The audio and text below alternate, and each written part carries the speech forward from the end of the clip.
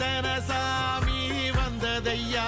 இது எந்தெந்த சாமி தந்ததையா, எத்தனை பாட்ட சொன்னதையா,